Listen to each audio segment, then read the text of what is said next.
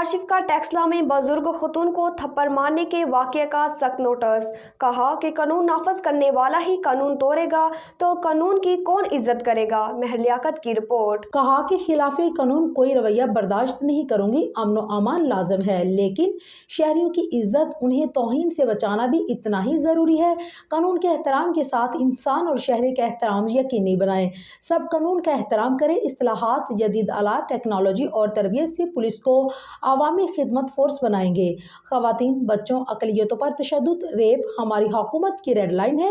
रिश्वतखोरी के खिलाफ जीरो टॉलरेंस और मेरिट मेरी पॉलिसी है, इस पर कोई कंप्रोमाइज नहीं होगा। कानून के मुताबिक FIR का फौरी अंदराज, डिजिटल और IT निज़ाम का इस्तेमाल मजीद बेहतर बनाएंगे।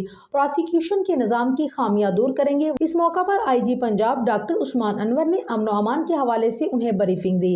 इस मौका पर chief secretary, advocate general secretary दाखिला व दीगर महकमों के अहम हुकाम भी शरीक हुए।